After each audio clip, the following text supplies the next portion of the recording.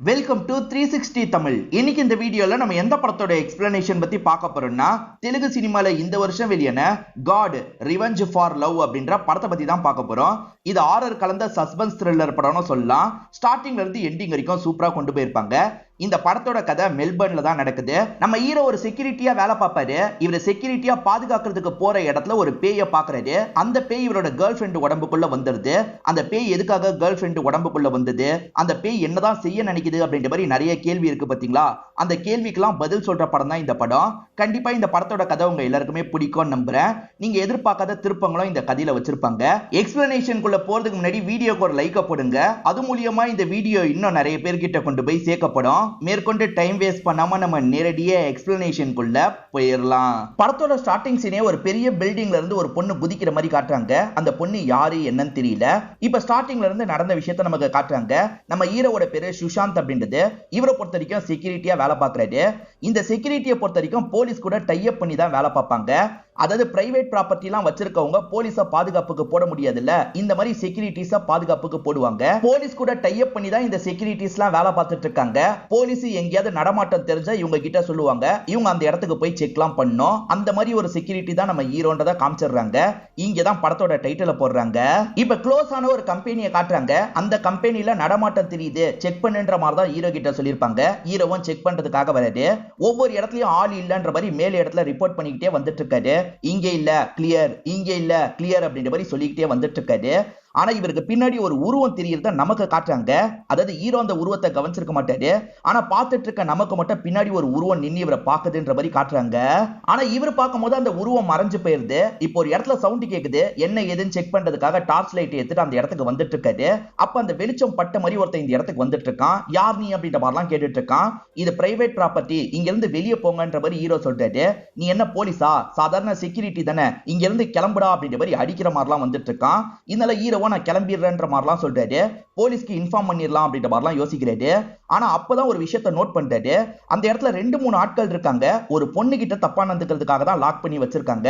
அந்த பொண்ணு அசைவு இல்லாம வேற இருக்காங்க. டே என்னடா பண்றீங்க, நிறுத்துங்கன்ற மாதிரி சுஷாந்த் சொல்றாரு.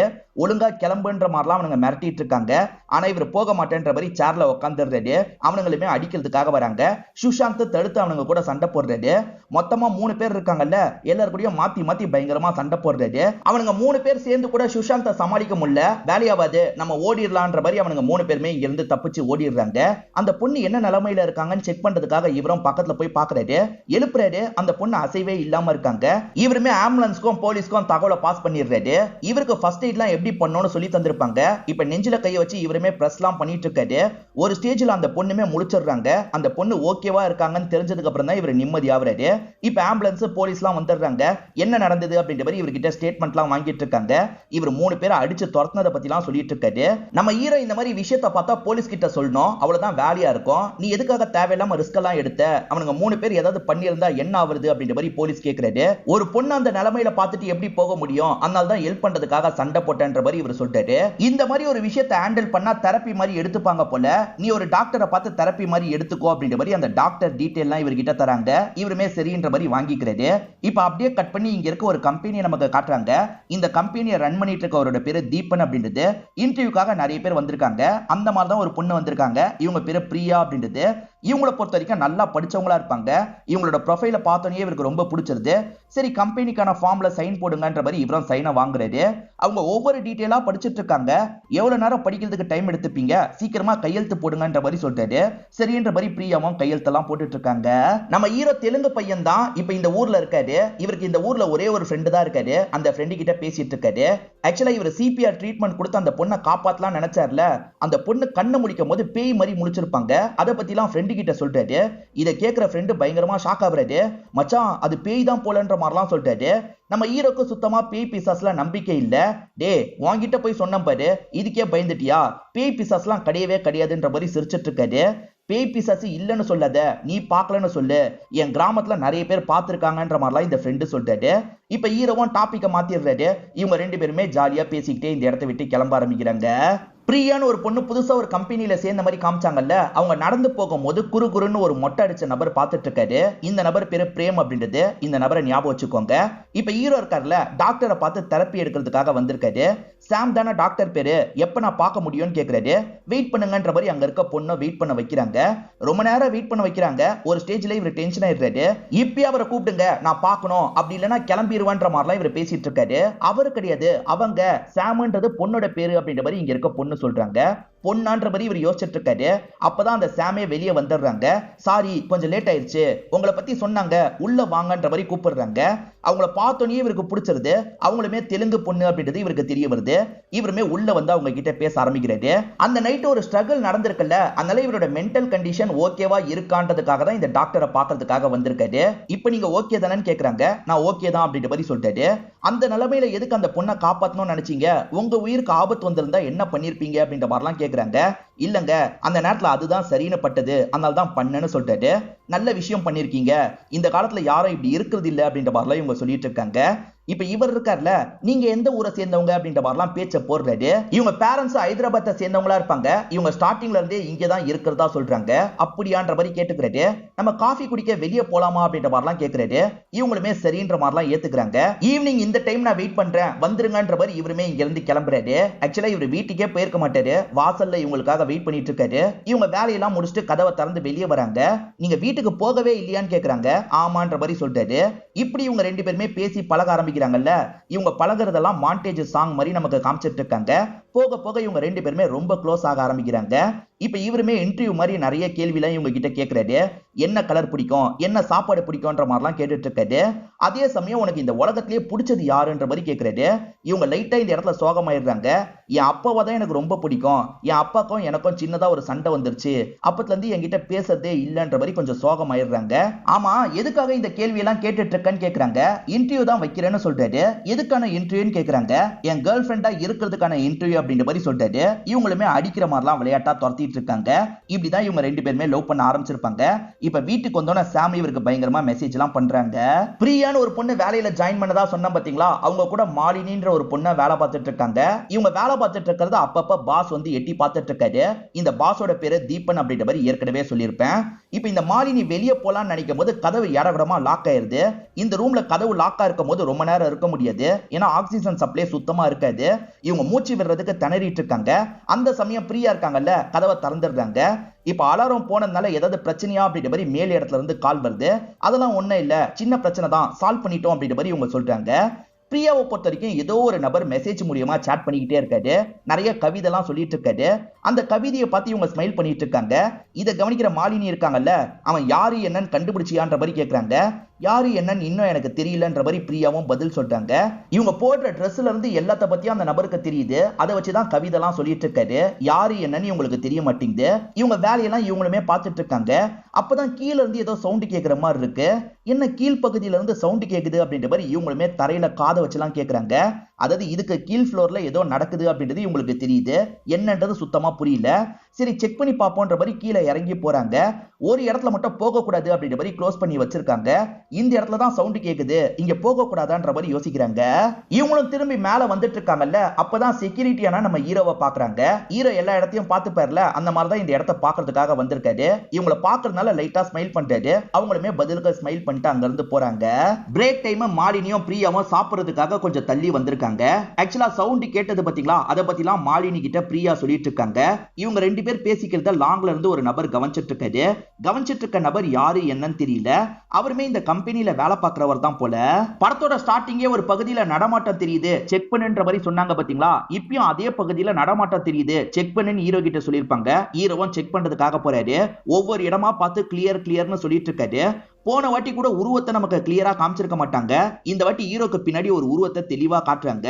ஹீரோவுமே திரும்பும் போது அந்த உருவத்தை பார்த்து லைட்டா ஷாக் ஆகுறாரு. கற்பனை அப்படின்ற மாதிரி அங்க இருந்து கிளம்பிடுறாரு. இப்ப இவரும் இவரோட கேர்ள் ஃபிரெண்ட் சாமோ இந்த மாதிரி கார்ல போயிட்டு இருக்காங்க. சாம அப்பாவை பயங்கரமா மிஸ் பண்றதா சொன்னாங்க பாத்தீங்களா. இவர் அப்பாவை பார்க்க வைக்கிறதுக்காக தான் கூட்டு போறாரு. சாம் ஏற்கனவே நிறைய வாட்டி அப்பா கிட்ட பேசுறதுக்கு ட்ரை பண்ணிருப்பாங்க. ஆனா பொண்ணு கோவமா பேசினதை அப்பா மன்னிக்காம இருப்பாரு. இப்படியே தான் நாட்கள் ஓடிட்டு இருக்கு. அப்பா கிட்ட சொன்னதுக்கு அப்புறம் தான் நம்ம கல்யாணம் நடக்கும்ன்ற மாதிரிலாம் ஹீரோ கிட்ட சொல்லியிருப்பாங்க. ஹீரோ அப்பா கிட்ட பேசி சம்மதிக்க வச்சிருக்காரு போல. சர்ப்ரைஸா இவங்களை வீட்டுக்கு கூட்டு வந்துடுறாரு. இவங்களுமே அம்மா அப்பாவை பார்த்து சந்தோஷப்படுறாங்க. அப்பா கிட்ட தயங்கி தயங்கி பக்கத்துல போயிட்டு இருக்காங்க. அப்பா இப்ப சாதாரணமா பேசுறாரு, பொண்ணை கட்டிலாம் பிடிக்கிறாரு. இவங்க ரெண்டு பேருக்குமே ஆல் தி பெஸ்ட்லாம் சொல்லி அப்பா அனுப்பி வைக்கிறாரு. மெல்பர்ன்லயே இவங்க வேற வேற இடத்துல இருக்காங்க போல. அப்பா கிட்ட பேச வச்சதுனால இவங்க ஹீரோக்கு நன்றிலாம் சொல்லிட்டு இருக்காங்க. சரி, அப்ப நம்ம ரெண்டு பேருமே சேர்ந்து ஒரே வீட்ல இருக்கலாமா, பிளாட்டை ஏற்பாடு பண்ணிட்டேன்ற மாதிரி கீஸை காட்டுறாரு. இவங்களுமே சந்தோஷமா கட்டி பிடிக்கிறாங்க. அப்படிதான் இவங்க ரெண்டு பேருமே சேர்ந்த மாதிரி ஒரே வீட்ல தங்குறதுக்காக வந்துடுறாங்க. இவங்களோட வாழ்க்கை ரொம்ப சந்தோஷமா போகுது. இது எல்லாத்தையுமே ஒரு சாங் மாதிரி தான் நமக்கு காமிச்சிட்டு இருக்காங்க. அந்த மர்ம நபர் மெசேஜ் பண்றதெல்லாம் பிரியா மாலினி கிட்ட காமிச்சிட்டு இருக்காங்க. ரெண்டு பேருமே பார்த்து சிரிச்சிட்டு இருக்காங்க. இவங்க வெளியே சாப்பிட்டுக்கிட்டே பேசும்போது ஒருத்தர் பார்த்தாரு பாத்தீங்களா, அவர் இந்த விஷயத்த பாக்குறாரு. இங்க இருந்து கிளம்பி போறாரு. மொட்டை அடிச்சு ஒரு நபரை காமிச்சாங்கல்ல, பேரு கூட பிரேம்னு சொல்லியிருப்பேன், அவரை இவங்க ரெண்டு பேர் பேசிக்கிறத பாக்குறாரு. அங்க இருந்து கிளம்புறாரு. இப்ப மர்ம நபர்கிட்ட இருந்து இவங்களுக்கு மெசேஜ் எல்லாம் வருது. இவங்களுக்குமே அந்த நபரை பிடிச்சிருக்கு போல. ஜாலியா இவங்க ரிப்ளை எல்லாம் பண்றாங்க. பிரேம பொறுத்த வரைக்கும் கீழே இருக்க அந்த ரூம் கிட்ட தான் வேலை பாக்குறாரு போல. வேலையை முடிச்சுட்டு இந்த இடத்தை விட்டு கிளம்புற மாதிரி நமக்கு காட்டுறாங்க. ஹீரோவும் நைட் டியூட்டி பாக்குறதுக்காக இந்த இடத்துல சுத்திட்டு இருக்காரு. அப்படி சுத்திட்டு இருக்கவரு இங்க பிரியாவை கவனிக்கிறாரு. பிரியா வேலை பார்த்துட்டு இருக்காங்கல்ல, லைட்டா அவங்கள பார்த்து ஸ்மைல் பண்றாரு. எல்லாம் ஓகே தானேன்னு கேக்குறாரு. ஓகேன்ற மாதிரி சொல்றாங்க. மத்த இடத்துக்கு போயிடுறாரு. இவங்க சாப்பிடும் போது ஒருத்தர் பார்த்தாரு பாத்தீங்களா, அவர் பேரு ஷரத் அப்படின்றது. இங்க கிளீனிங் வேலை பாக்குறவரா தான் இருப்பாரு. இவங்க ஷரத்தை பார்த்து பேசுறதுக்காக வந்துடுறாங்க. ஷரத்தால பேச முடியாது. சைன் லாங்குவேஜ்ல தான் இவங்க கிட்ட கம்யூனிகேட் பண்றாரு. இவங்களுமே கீழ இருந்து சவுண்ட் கேட்டுக்கிட்டே இருக்கு. என்னன்னு தெரியுமான்னு கேக்குறாங்க. எனக்கு தெரியாதுன்ற மாதிரி சொல்றாரு. என் கூட கீழே வான்னு சொல்றாங்க. இப்ப அவருமே கீழே வந்துடுறாரு. எனக்கு மெசேஜ் பண்றது நீ தானே, எனக்கு தெரியும்ன்ற மாதிரி சொல்றாங்க. நாளா மெசேஜ் பண்ணலன்ற மாதிரி இவர் சொல்லிட்டு இருக்காரு. பொய் சொல்லாத, நீ தான்றது எனக்கு தெரியும், எனக்குமே உன்னை பிடிச்சிருக்க ஷரத்னு சொல்றாங்க. இதை கேட்கிற இவர் பயங்கரமா சந்தோஷப்படுறாரு. ஒரு ஸ்டேஜ்ல இவங்க இருக்காங்கல்ல, இவரை கட்டிலாம் பிடிக்கிறாங்க. அப்படியே இவங்க ரெண்டு பேர் வெளியெல்லாம் சுத்தி பாக்குற மாதிரி காட்டுறாங்க. ஒரு ஸ்டேஜ்ல அவங்களோட வீட்டுல இவரை டிராப் பண்றாரு. இவங்க ரெண்டு பேருமே லவ் பண்ண ஆரம்பிச்சிட்டாங்க அப்படின்ற மாதிரி நமக்கு காட்டுறாங்க. சாமும் ஹீரோவும் ஒரே வீட்டுல தானே இருக்காங்க. இப்ப சாமு சமையல் வேலையெல்லாம் பார்த்துட்டு இருக்காங்க. அப்ப ஹீரோவும் பின்வழியா வந்து ரொமான்ஸ் பண்ண ஆரம்பிக்கிறாரு. அவங்களுமே எதுவுமே சொல்லாம அமைதியா தான் இருக்காங்க. அப்பன்னு பார்த்து ஃப்ரெண்ட் இந்த இடத்துக்கு வந்துடுறாரு. அவர் வேலையில ப்ரொமோஷன் மாதிரி கிடைச்சிருக்கும், அதனால தான் ஸ்வீட் தரதுக்காக இந்த இடத்துக்கு வந்திருக்காரு. இந்த நேரத்துல போய் வந்துட்டானேன்ற மாதிரி ஹீரோவும் யோசிக்கிறாரு. இந்த மச்சான் சாப்பிடுன்ற மாதிரி ஊட்டி விடுறாரு. இந்தங்க சிஸ்டர் நீங்களும் எடுத்துக்கோங்கன்ற மாதிரி தராரு. இல்ல ஸ்வீட்ஸ்லாம் நான் சாப்பிட மாட்டேன்னு சொல்றாங்க. கொஞ்சம் சாப்பிடுங்கன்ற மாதிரி இவரும் சாப்பிட வைக்கிறாரு. நைட்டு நேரம் ஹீரோவும் குளிச்சுட்டு வேலைக்கு கிளம்பலாம்னு நினைக்கிறாரு. பார்த்தா சாம் படுத்துட்டு இருக்கிறத கவனிக்கிறாரு. அப்படியே லைட்டா நெருங்கி வராரு. கிஸ்லாம் பண்ண ஆரம்பிக்கிறாரு. ஒரு ஸ்டேஜ்ல அவங்களும் கண் முழிச்சிடுறாங்க. கல்யாணத்துக்கு முன்னாடி இதெல்லாம் வேணாமே அப்படின்ற மாதிரி சொல்றாங்க. இருந்தாலுமே இவர் நெருங்கி வந்து கிஸ்லாம் பண்ணிட்டு இருக்காரு. ஒரு ஸ்டேஜ்ல இவங்களுமே தடுக்க மாட்டாங்க. இவங்க ரெண்டு பேருமே அன்னைக்கு நைட்டு ஒன்னா இருந்துடுறாங்க அப்படின்ற மாதிரி நமக்கு காட்டுறாங்க. இப்ப ஹீரோவோட கனவுல சில விஷயங்கள் ஓடுது. இவர் பேய பார்த்திருப்பாரு, ஆனா கற்பனைன்ற மாதிரி அங்க இருந்து கிளம்பி இருப்பாரு. அந்த விஷயம் தான் திரும்ப திரும்ப இவரோட மைண்டுக்குள்ள ஓடிட்டு இருக்கு. இவரும் பயந்த மாதிரி கண்முழிக்கிறாரு. பக்கத்துல இருக்க கேர்ள் ஃப்ரெண்ட் என்னாச்சு ஏதாச்சு அப்படின்ற மாதிரிலாம் கேக்குறாங்க. இப்ப காஃபி எல்லாம் போட்டு இவர்கிட்ட பேச ஆரம்பிக்கிறாங்க. இவருமே செக்கிங் அப்போ ஒரு பேயை பார்த்தாரு பாத்தீங்களா, அதை பத்தி சொல்றாரு. என்னோட கற்பனை தான் நினைக்கிறேன்ற மாதிரி சொல்றாரு. வேணா தெரப்பி மாதிரி வா அப்படின்ற மாதிரி இவங்க சொல்றாங்க. சேச்சா அந்த அளவுக்கு எல்லாம் பிரச்சனை இல்லைன்ற மாதிரி இவர் சொல்றாரு.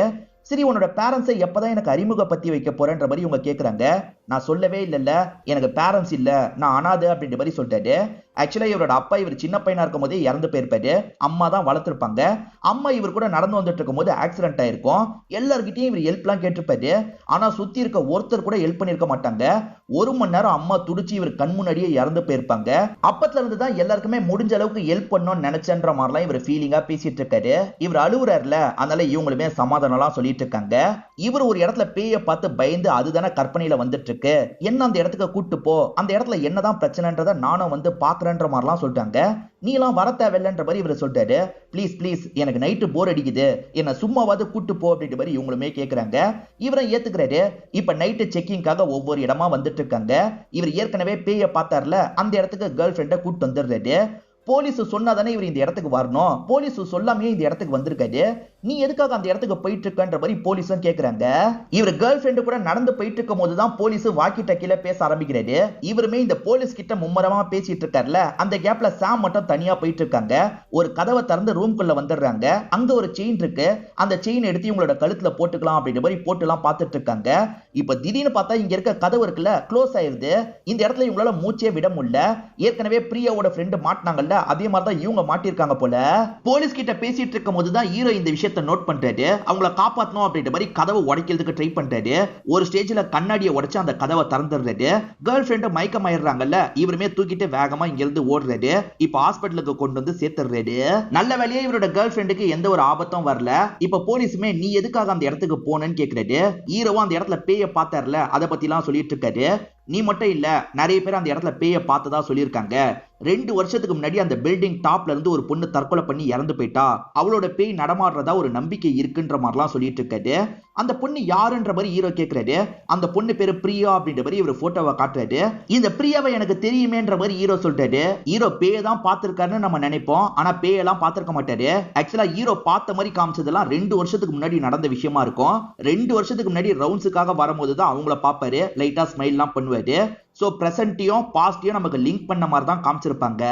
அந்த கெமிக்கல் ஃபேக்டரியை இப்ப க்ளோஸ் பண்ணிட்டாங்க போல. அங்க பார்த்த பொண்ணு தானே அப்படின்ற மாதிரிலாம் யோசிக்கிறாரு. இப்ப கேர்ள் ஃபிரெண்டோட கண்டிஷனை பத்தி டாக்டர் கிட்ட கேட்கிறாரு. ஓகேவா தான் இருக்காங்க, போய் பாருங்கன்ற மாதிரி டாக்டர் சொல்லிட்டாரு. இவருமே கேர்ள் ஃபிரெண்ட பாக்குறதுக்காக வராரு. பிரம்ம பிடிச்ச மாதிரி ஜன்னலியே பார்த்துட்டு இருக்காங்க. இவர் திரும்ப திரும்ப கூப்பிட்டுட்டே இருக்காரு. கேட்காத மாதிரியே இருக்காங்க. ஒரு ஸ்டேஜ்ல பொறுமையா இவரை திரும்பி பாக்குறாங்க. கொஞ்சம் வித்தியாசமா பாக்குறாங்க. அதாவது பேய் பிடிச்சா எப்படி பாப்பாங்களோ அப்படி பாக்குறாங்க. இவரை இதை ஷாக்கிங்கா பாக்குறாரு. இங்கதான் இன்டர்வல போடுறாங்க. வீட்டுக்கு வந்ததுக்கு அப்புறமும் இவங்க கிட்ட நிறைய மாற்றங்கள்லாம் ஏற்பட்டிருக்கு. கண்ணாடியோட ரிஃப்ளெக்ஷன்ல இவங்க பிரியா மாதிரி தெரியுறாங்க நமக்கு காட்டுறாங்க. ஹீரோக்கு அதெல்லாம் புரியல. இப்ப ஃப்ரெண்ட கால் பண்ணி இந்த இடத்துக்கு வர வச்சிடுறாரு.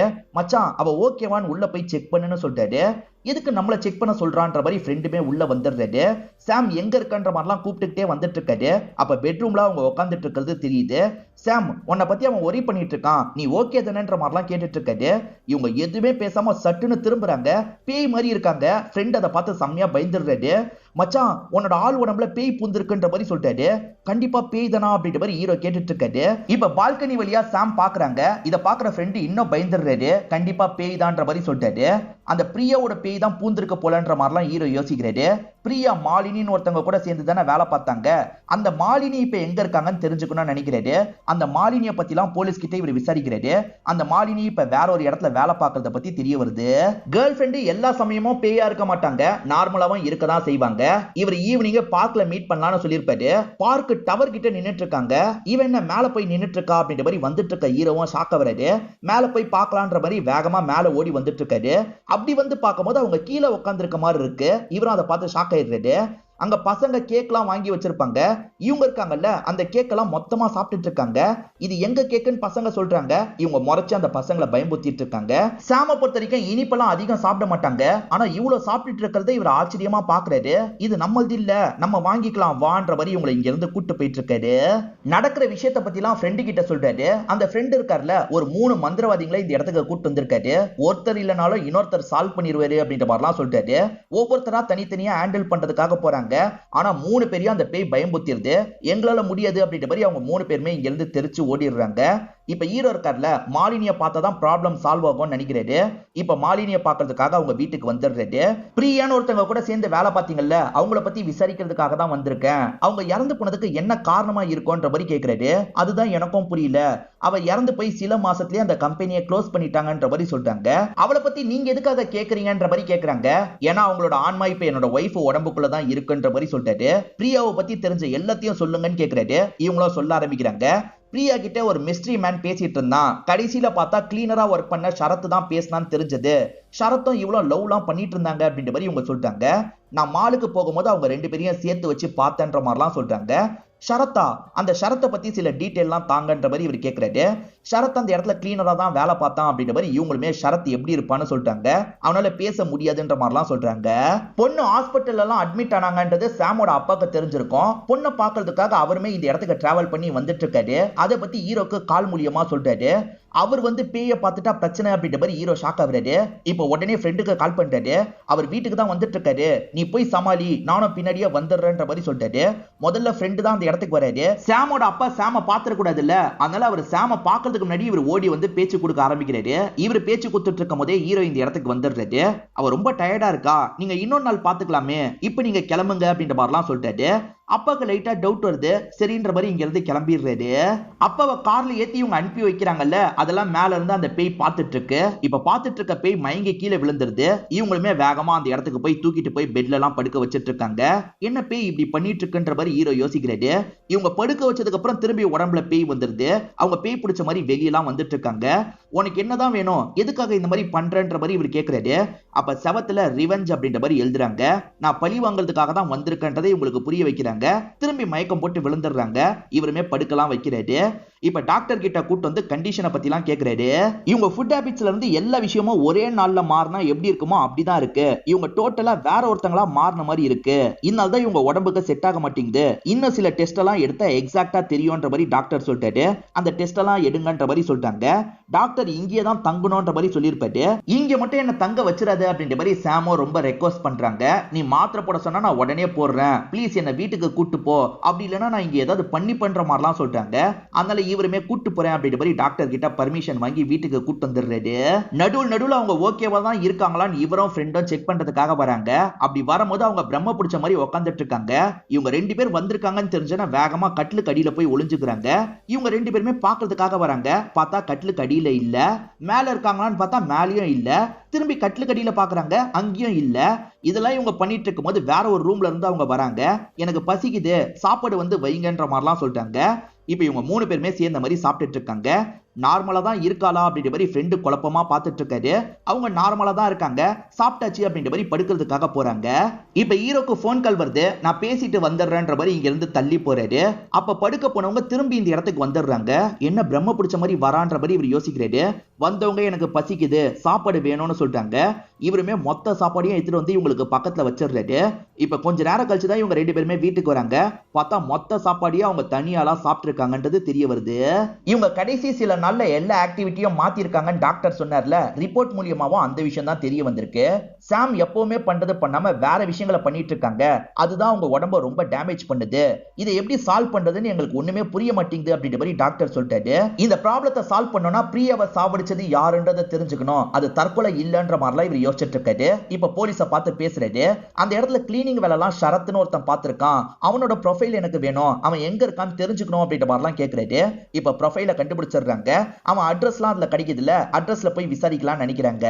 அவன் இருந்த பிளாட் ரொம்ப நாளாவே க்ளோஸ்ல தான் இருக்குன்னு தெரிய வருது. இப்ப வேற ஒரு நபரை பார்த்து பேசுறாரு. இவர் பக்கத்து வீட்டை சேர்ந்தவரா இருப்பாரு.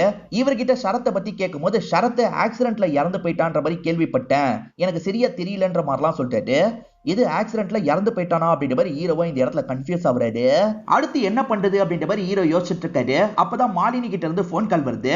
அன்னைக்கு அவங்க 2 பேரையும் மால்ல வச்சு பார்த்ததா சொன்னல, அவங்க 2 பேரையும் வேற ஒருத்தன் ஃபாலோ பண்ணான்ற மாதிரி சொல்றாங்க. ஆக்சுவலா பிரேம்னு ஒரு மொட்டை பாஸை காமிப்பாங்கல்ல, அந்த பிரேம் தான் ஃபாலோ பண்ணிருக்காரு. அந்த பிரேமுமே அதே கம்பெனில வேலை பார்த்தவன், பாஸுக்கு ரொம்ப நெருக்கம்ன்ற மாதிரிலாம் சொல்றாங்க. அந்த பிரேமோட போட்டோ உங்ககிட்ட இருக்குமா, ப்ளீஸ் அனுப்பி வைங்கன்ற மாதிரி கேட்கிறாரு. என்கிட்ட இருக்கும், நான் அனுப்புறேன்ற மாதிரி அவங்களுமே கொஞ்ச நேரத்துல போட்டோ அனுப்பிடுறாங்க. போட்டோவை பார்க்கும்போது இவரும் ஒரு விஷயத்தை யோசிச்சு பாக்குறாரு. நடமாட்டம் தெரியுதுன்னு ஹீரோ செக் பண்றதுக்காக வந்திருப்பாரு. பார்த்தா அவர் தான் அங்க இருந்து கிளம்பி இருப்பாரு. ஒரு பொருளை விட்டுட்டு போயிட்டேன், எடுக்கிறதுக்காக தான் வந்தேன்ற மாதிரிலாம் சொல்லியிருப்பாரு. ஓகேன்ற மாதிரி ஹீரோவா அங்க இருந்து கிளம்பி இருப்பாரு. இப்ப பிரேம் வேற ஒரு கம்பெனில வேலை பார்க்கறான். அந்த இடத்துல செக்யூரிட்டி ஜாப் வாங்கி ஹீரோவா அந்த இடத்துக்கு வந்துடுறாரு. கார்டு ஒர்க் ஆகல அப்படின்ற மாதிரி பிரேம் கொண்டு வந்து தராரு. ஹீரோ தான் வேணும்ட்டே ரிப்பேர் பண்ணிருப்பாரு. இருங்க சரி பண்ணி தரேன்ற மாதிரி இவருமே சரி பண்ற வேலை எல்லாம் பண்ணிட்டு இருக்காரு. அவர் கவனிக்காத போது உள்ள ஒரு மைக்கை செட் பண்ணி தந்துடுறாரு. இப்போ ஒர்க் ஆகும் அப்படின்ற மாதிரி தந்துடுறாரு. இப்போ இந்த பிரேம் இருக்கான் பாத்தீங்களா, தீபனுக்கு கால் பண்ணி பேசுறான். அதாவது முன்னாள் பாஸுக்கு கால் பண்ணி பேசுறான். இவங்க 2 பேருமே பொண்ணுங்களை பத்தி ரொம்ப மோசமா பேசிட்டு இருக்காங்க. அந்த சம்பவத்தை மறக்கவே முடியாதுன்ற மாதிரிலாம் சிரிச்சு பேசிட்டு இருக்காங்க. இப்ப பாருக்கு போலான்ற மாதிரிலாம் கூப்பிடுறான். இல்லடா நான் வேலையில இருக்கேன், என்னால வர முடியாது அப்படின்ற மாதிரி தீபனும் அவாய்ட் பண்றாரு. இவர் மைக்க செட் பண்ணது மூலியமா இது எல்லாத்தையும் கேட்டிருப்பாரு. அன்னைக்கு நைட்டு என்ன பண்ணிருப்பாங்களா இருக்கும்ன்ற மாதிரிலாம் யோசிக்கிறாரு. இப்பதான் ஒய்ஃப் மாத்திரை சாப்பிடலன்னு தெரிய வருது. சாரி, கேர்ள் ஃபிரெண்ட் மாத்திரை சாப்பிடலன்னு தெரிய வருது. சாம் இன்னும் நீ மாத்திரை போடலையான்ற மாதிரி கேட்கிறாரு. வேணாமே அப்படின்ற மாதிரி சொல்லிட்டாங்க. நீ ஹாஸ்பிட்டல்ல இருந்து வரதுக்கு என்ன சொன்ன, மாத்திரையை ஒழுங்கா போடுறேன்னு தானே சொன்ன, போடுன்ற மாதிரி சொல்லிட்டாரு. அவங்க போட்டுட்டு இருக்கும் போது இவனை தெரியுமான்ற மாதிரி பிரேம் போட்டோவை காட்டுறாரு. சட்டுன்னு உடம்புக்குள்ள பேய் வந்துருது போல. இவங்க ரொம்ப ஆக்ரோஷமா பிஹேவ் பண்ணிட்டு இருக்காங்க. பிரியா, உன்னோட விஷயத்துல இவன் ஏதோ தப்பு பண்ணிருக்கான்றது எனக்கு புரியுது. ஆனா நீ இந்த மாதிரி கோவப்படாத. அது சாமோட உடம்ப தான் பாதிக்கும். ப்ளீஸ் கொஞ்சம் கண்ட்ரோல் பண்ணு. நான் இவனை மானிட்டர் பண்ணிக்கிட்டே தான் இருக்கேன். இப்ப கூட பாரு, அவன் பார்ல தான் இருக்கான். நான் மானிட்டர் பண்ணி தான் வச்சிருக்கேன். சமயம் பார்த்து நான் கவனிச்சுக்கிறேன். கண்ட்ரோலுக்குள்ள வான்ற மாதிரி சொல்லிட்டாரு. இப்ப சாமா மாறிடுறாங்க. இவருமே படுக்க வச்சுட்டு குளிக்கிறதுக்காக கிளம்பிடுறாரு. ஆனா இவங்க மாறின மாதிரி நடிச்சிருப்பாங்க. இப்ப சட்டுன்னு கண்முழிச்சு இங்க இருந்து கிளம்பிடுறாங்க. வெளியே வந்து பார்க்கும்போது சாம் இல்லன்றது தெரிய வருது. பேய் தான் அந்த பிரேம பாக்குறதுக்காக போயிருக்குன்றதை இவர் புரிஞ்சுக்கிறாரு. மச்சான், உடனே கிளம்பி வா, ஒரு இடத்துக்கு போகணுன்ற மாதிரி ஃப்ரெண்டுக்கு கால் பண்ணிட்டாரு. இந்த பிரேம் இருக்கான்ல, ஒரு பார்ல ட்ரிங்க் தான் பண்ணிட்டு இருக்கான். அந்த இடத்துல சாமோ செடியூஸ் பண்ற மாதிரிலாம் ட்ரெஸ் பண்ணிட்டு வந்துடுறாங்க. உள்ளுக்குள்ள இருக்க பேய் தான் இந்த விஷயத்த பண்ணிட்டு இருக்கு. இவன் கிட்ட க்ளோஸா பேசுற மாதிரிலாம் நடிச்சிட்டு இருக்காங்க. இவனுமே என் வீட்டுக்கு போலாமான்னு கேக்குறான். சரின்ற மாதிரி இவங்களுமே ஏத்துக்கிறாங்க. மச்சான், செம்மையா ஒருத்தி மாட்டிருக்கா, நீயும் கிளம்பி வான்ற மாதிரி ஃப்ரெண்டான தீபனுக்கு கால் பண்றான். தீபனும் வரேன்னு சொல்லிட்டாரு. இப்ப இவங்க ரெண்டு பேருமே வீட்டுக்கு வந்துடுறாங்கல்ல. மசாஜ் பண்ணி விட முடியுமான்னு கேக்குறான். இவங்களுமே மசாஜ் பண்றதுக்காக முதுகுக்கு பின்னாடி வந்து மசாஜ் பண்ணிட்டு இருக்காங்க. அப்படி மசாஜ் பண்ணிட்டு இருக்கும் போது ரிஃப்ளெக்ஷன்ல இவங்க பிரியா மாதிரி தெரியுறாங்க. ஒரு ஸ்டேஜ்ல இவனும் பார்த்து ஜர்க் ஆவறான். என்னாச்சு அப்படின்ற மாதிரி இவங்க நார்மலா கேக்குறாங்க. ஒண்ணு இல்லன்ற மாதிரி மேற்கொண்டு இவன் பிரஸ்லாம் பண்ண விட்டுட்டு இருக்கான். அப்படி பிரஸ் பண்ணிட்டு இருக்கும் போது திரும்பி பிரியாவா மாறுறதை இவன் கவனிக்கிறான். இந்த வாட்டி சுதாரிச்சு இவனுமே தப்பிக்கிறதுக்கு ட்ரை பண்றான். இப்ப அவங்களுமே பேயா மாறிடுறாங்க. இவன் அட்டாக்லாம் பண்ணிட்டு இருக்காங்க. நீ பண்ணது உனக்கு ஞாபகம் இருக்கான்ற மாதிரிலாம் இவன் கிட்ட கேட்டுட்டு இருக்காங்க. ஏதோ ஒரு பென்ட்ரைவை காமிச்சு இவங்களை கிண்டல்லாம் பண்ணிருக்கான் போல. என்ன விஷயம் தெளிவா தெரியல. இப்ப இவங்களுமே கழுத்தை பிடிச்சு நிக்க வைக்கிறாங்க. இவன் வாய்க்குள்ள ட்ரக் பவுடர்லாம் மொத்தமா போட்டுட்டு இருக்காங்க. ஹீரோவும் ஃபாலோ பண்ணி இந்த இடத்துக்கு வந்திருப்பாரு. இன்னும் என்ன பண்ணிட்டு இருக்கான்னு தெரியலையே அப்படின்ற மாதிரிலாம் யோசிச்சுட்டு இருக்காரு. அப்பதான் சாம் இருக்காங்கல்ல, வெளியே வந்து அவங்களோட கார் எடுத்துட்டு கிளம்ப ஆரம்பிக்கிறாங்க. இவங்க கார் எடுத்துட்டு கிளம்பிட்டு இருக்கும் போதுதான் கரெக்டா இந்த இடத்துக்கு தீபன் வராரு. அந்த பொண்ணு கிளம்பிட்டா போல அப்படின்ற மாதிரிலாம் யோசிக்கிறாரு. சரி, வீட்டுக்குள்ள போய் பார்க்கலாம் அப்படின்ற மாதிரி இவருமே வீட்டுக்குள்ள பாக்குறதுக்காக வராரு. பார்த்தா அவன் இறந்து போயிருக்கிறது தெரியுது. ஒருவேளை அந்த பொண்ணு தான் சாவடிச்சுட்டு போயிட்டாளா அப்படின்ற மாதிரிலாம் இவன் யோசிச்சுட்டு இருக்கான். கிளம்பிடலான்ற மாதிரி இங்க இருந்து கிளம்பிடுறான். இவன் கிளம்பி போனதுக்கு அப்புறம் ஹீரோ இந்த இடத்துல செக் பண்றதுக்காக வராரு. அப்பதான் இவன் இறந்து போயிருக்கிறத பார்த்து பயங்கரமா ஷாக் ஆயிடுறாரு. நேரா வீட்டுக்கு வந்துடுறாரு. எதுக்காக சாமோட உடம்புல இருந்து இந்த விஷயத்த பண்ண? இப்ப சாம்க்கு தான் பிரச்சனை வரப்போகுது. உன்னால சாம்க்கு ஏதாவது ஆபத்து வந்தது, உன்னை சாவடிச்சிருவன்ற மாதிரிலாம் பேசுறாரு. இப்ப அந்த பேய் இருக்குல்ல, சாமோட கழுத்தை அறுத்து சாவடிச்சிருது. இது எல்லாம் ஹீரோ யோசிச்சு தான் பார்த்திருப்பாரு. மச்சான், அவசரப்பட்டு அது கிட்ட கோவமா பேசாத, அது இந்த மாதிரி பண்ணிட போகுதுன்ற மாதிரி ஃப்ரெண்டு சொல்லிட்டாரு. இவங்களுமே சாந்தமா பேசுறதுக்காக வராங்க. நான் தான் அவனை பாத்துக்கிறேன்னு சொன்னேன்ல, நீ எதுக்காக அவசரப்பட்டு அவனை சாவடிச்ச? இப்ப சாம்க்கு தான் ஆபத்து வரப்போகுது. சாம்க்கு ஏதாவது ஒரு பிரச்சனைனா என்னால தாங்கிக்க முடியாது. ப்ளீஸ் என்னோட சாம விட்டுரு அப்படின்ற மாதிரிலாம் கெஞ்சி கேட்கிறாரு. நானும் இதே மாதிரி தான் கெஞ்சி கேட்டேன்ற மாதிரி இவங்க சொல்றாங்க. இப்பதான் இவங்க பேயா சில பிளாஷ்பேக் எல்லாம் சொல்ல ஆரம்பிக்கிறாங்க. பிரியாக்கு சொந்தம்னு சொல்லிக்க யாருமே இருந்திருக்க மாட்டாங்க. ஷரத் தான் ரொம்ப அன்பா பேசுவாரு. இவங்களுமே ஷரத்து கூட நெருக்கமாலாம் இருக்க ஆரம்பிக்கிறாங்க. சந்தோஷமா இவங்களோட வாழ்க்கைலாம் போயிட்டு இருந்திருக்கும். அதே சமயம் அந்த கம்பெனில ஏதோ ஒரு பிரச்சனை நடக்குது அப்படின்றத இவங்க புரிஞ்சுக்கிறாங்க. அண்டர் கிரவுண்ட்ல இல்லீகல் வேலை பண்றாங்கன்றத புரிஞ்சுக்கிறாங்க. செக் பண்ணும் அப்படின்ற மாதிரி ஷரத்து கிட்ட சொல்றாங்க. ஷரத்து முதல்ல ஏத்துக்கல, அதுக்கப்புறம் செக் பண்றதுக்கு சம்மதிக்கிறாரு. செக் பண்ணும்போது தான் இல்லீகல் ட்ரக் எல்லாம் ரெடி பண்றது உங்களுக்கு தெரிய வருது. இது எல்லாத்தையும் இவங்க ஒரு பென் டிரைவ்ல ஸ்டோர் பண்ணிடுறாங்க. இவங்க கிட்ட ஒரு காப்பி வச்சிருக்காங்க. ஷரத்து கிட்டயும் ஒரு காப்பியை தராங்க. ஒருவேளை எனக்கு ஏதாவது ஆயிடுச்சுன்னா இதை சேர்க்க வேண்டிய இடத்துல நீங்க தான் சேர்க்கணும்ன்ற மாதிரி தான் ஷரத்து கிட்ட தந்துட்டு இருக்காங்க. பிரேமோ தீபனும் அடிக்கடி இவங்க வேலை பார்க்கறத பார்த்த மாதிரியே காமிச்சாங்கல்ல. காரணம், இவங்க மூலியமா ஒரு கெமிக்கலை ரெடி பண்ணிடுவாங்க. அதை எக்ஸ்ட்ராக்ட் பண்ணி தான் இவங்க ட்ரக்கை ரெடி பண்ணுவாங்க. சோ இவங்களோட ஹெல்ப்பும் அவங்களுக்கு தேவை. நம்மளுக்கு எதிராகவே இவ ஆதாரத்தெல்லாம் திரட்டிட்டு இருக்கா அப்படின்றது ஒரு ஸ்டேஜ்ல அவங்களுக்கு தெரிஞ்சிருது. இவங்களுமே எல்லாத்தையும் எடுத்துட்டு கிளம்பலாம்னு நினைக்கிறாங்க. அதுக்குள்ள பிரேம் லாக் பண்ணிடுறாரு. இப்ப தீபனும் இந்த இடத்துக்கு வந்துடுறாரு. நாங்க பண்றதெல்லாம் பத்தி வெளியே சொல்லலாம் நினைச்சியா? அதெல்லாம் உன்னால முடியாது அப்படின்ற மாதிரி மிரட்டிட்டு இருக்காங்க. இந்த ட்ரக்ஸ்னால நிறைய பேர் சாவறாங்க போல. அந்த அளவுக்கு மோசமான ட்ரக் தான் இவங்க ரெடி பண்ணிருக்காங்க. என்ன வேணா நீங்க சாவடிக்கலாம், ஆனா உண்மை வெளியே போயிடும்ன்ற மாதிரிலாம் இவங்க சொல்லிட்டு இருக்காங்க. ஷரத்து மூலியமா தானே வெளியே கொண்டு போயிடலாம் நினைச்ச, அந்த ஷரத்தையும் நாங்க பிடிச்சிருக்கோன்ற மாதிரி ஷரத்தை காட்டுறாங்க. ஷரத்தை இவங்க கண் முன்னாடியே பயங்கரமா அடிச்சிட்டு இருக்காங்க. இப்ப இவங்க ரெண்டு பேருமே சேர்ந்த மாதிரி பிரியா கிட்ட தப்பா நடந்துடுறாங்க. பிரியாவை மேல இருந்து கீழே தூக்கி போட்டுலாம் அப்படின்ற மாதிரி முடிவு பண்றாங்க. ஷரத்தை ஆக்சிடென்ட் ஆன மாதிரி செட் பண்ணிடலாம் அப்படின்ற மாதிரி செட் பண்ணிருப்பாங்க. இவங்க ரெண்டு பேர் சேர்ந்து தான் பிரியாவை சாவடிச்சிருக்காங்க. ஸ்டார்டிங்கே பில்டிங் மேல இருந்து ஒருத்தங்க கீழே விழுந்த மாதிரி காமிச்சாங்கல்ல, அது பிரியாவா தான் இருக்கும். இதெல்லாம் கேட்கிற ஹீரோ இருக்கார்ல, கண்டிப்பா உனக்கு நான் ஹெல்ப் பண்றேன், ஆனா தயவு செஞ்சு சாம் உடம்புக்கு ஆபத்து வராம பாத்துக்கோன்ற மாதிரி சொல்லிட்டாரு. சரின்ற மாதிரி இவங்களுமே ஏத்துக்கிறாங்க. ப்ராமிஸ்லாம் பண்ணிட்டு இருக்காங்க. தீபன் அவன் சம்பந்தப்பட்ட எல்லாத்தையும் லாக்கர்ல தான் வச்சிருக்கான். அதை ஓபன் பண்றதுக்கு அவனோட ஃபிங்கர் பிரிண்ட் இருந்தா போதும்ன்ற மாதிரி சொல்லிட்டாரு. ஃபிங்கர் பிரிண்ட்டை ஏற்கனவே இவர் எடுத்திருப்பாரு. ஆக்சுவலா அவன் பிரேம பாக்குறதுக்காக வந்துட்டு போனான் பாத்தீங்களா, அப்ப கதவுல அவனோட ஃபிங்கர் பிரிண்ட் இருந்திருக்கும். ஏற்கனவே ஹீரோ இருக்கார்ல, அந்த ஃபிங்கர் பிரிண்ட்டை எடுத்து வச்சிருப்பாரு. இது மூலியமா நான் லாக்கை ஓபன் பண்ணிடுவேன்ற மாதிரிலாம் சொல்லிட்டாரு. இந்த சமயம் அவனுக்கு அந்த காரோட டீடைல் கிடைச்சிருது. வீட்டை விட்டு ஒரு கார் போனதை பார்த்தான்ல, அந்த காரோட டீடைல தெரிஞ்சுக்கிறான். இப்ப நேரா சாம பாக்குறதுக்காக வந்துடுறான். அந்த சமயம் ஹீரோ இருக்க மாட்டாரு, சாம் மட்டும் தான் இருக்காங்க.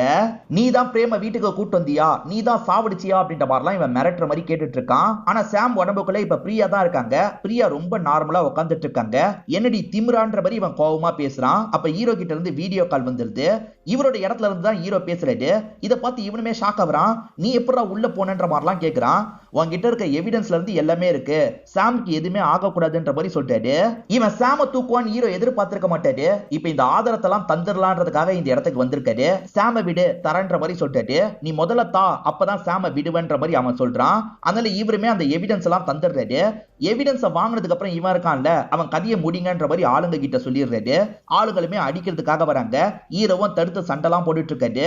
இந்த சண்டை நடந்துட்டு இருக்கும் போதே இவன் இருக்கான்ல, இவளை இழுத்துட்டு வாங்கடா அப்படின்ற மாதிரி இங்க இருந்து கூட்டு போயிட்டு இருக்கான். ஹீரோவும் தடுத்து பயங்கரமா சண்டை போடுறாரு. எப்படியாவது போய் சாம காப்பாத்தும் அப்படின்ற மாதிரி இந்த இடத்துக்கு வந்துடுறாரு. நீ சாம கூட காப்பாத்திருவ, ஆனா சாமோட அப்பா அம்மாவையும் ஃப்ரெண்டையும் எப்படி காப்பாத்துவ, அவங்கள லாக் பண்ணி வச்சிருக்கன்ற மாதிரி இவர் ஒரு வீடியோவை காட்டுறாரு. அதுக்கு ஹீரோவும் சிரிச்சுக்கிட்டே வேற ஒரு வீடியோவை காட்டுறாரு. ஹீரோ ஏற்கனவே அவங்க 3 பேரையும் காப்பாத்திருப்பாரு.